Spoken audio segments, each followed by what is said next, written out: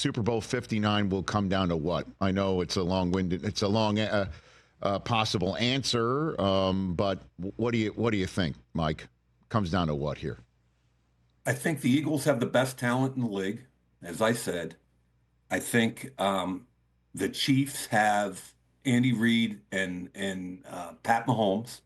And when my younger brothers and everybody were all fired up at halftime of the Eagles game against them 2 years ago in the Super Bowl, the Eagles were what, Rich? Up 10, up 14, whatever it was. And I was kind of like, don't get too excited.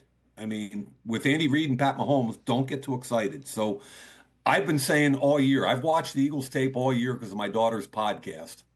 And I've been saying somebody's going to come along at some point with enough talent on defense and schematically really good at the defensive coordinator position, and they're going to take away Saquon Barkley and make Jalen Hurts beat them. And I know. I think that has to be the game plan. Yeah. And I think that's going to be – and I thought Hurts did a nice job last week with Washington getting the ball out of his hands and being more efficient. But that's been the inconsistency all year long with the Eagles has been the efficiency or lack thereof sometimes of their pass attack. Yeah, and again, the podcast you're referring to, Lee Mayock, Believe in Eagles. You appear on it each week as well. Where you get your podcasts, you take a look at this team, and on occasion, Hurts isn't maybe the most valuable Jalen on the team, right? And you see what Carter's been able to do in the middle of that defense. Certainly when Fletcher Cox is gone, but I can't, and the drafting of Quinyon Mitchell and Cooper DeJean, significant on the back end with what they already have there in Slay and Blankenship.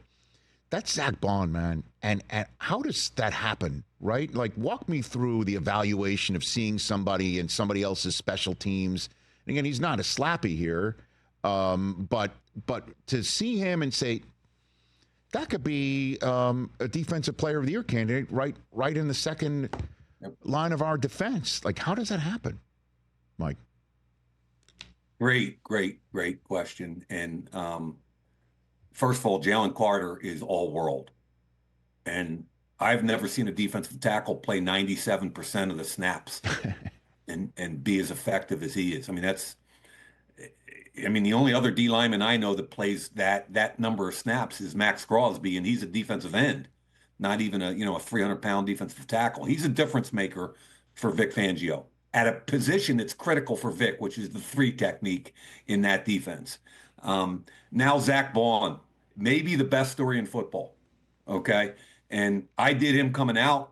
The Saints used him a certain way, special teams, kind of edge rusher off the, a different situational pass rush situations, and how this is the marriage of personnel and coaching in a building the way it's supposed to be and often isn't. Howie and the personnel guys identify Zach Bond as a player of interest in free agency. They know they can get him fairly cheaply. He's a good special teams player, and you can use him on your defense in different situations. But historically, it's been more as an edge guy. So they show the coaching staff, hey, here's some tape of guy. And Vic Fangio says, wait a minute, I know that guy. And I think I can stand him up. And he can play as a linebacker in our defense. He can run. He comes downhill with some heaviness. And I can pass rush him also. We can do a lot of things with what he does. So they sign it. And I don't think Vic or Howie was going to turn into what it turned into. But the guy's got, I think, 6 forced fumbles, which is tied with J.J. Watt.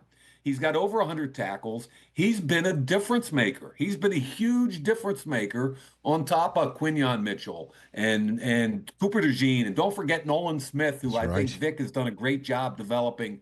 I mean, you could go on and on with the marriage of what they do in that building with personnel and coaches, and that's what it should look like. Catch the Rich Eisen Show every single day on the Roku channel, 12 to 3 Eastern, for free.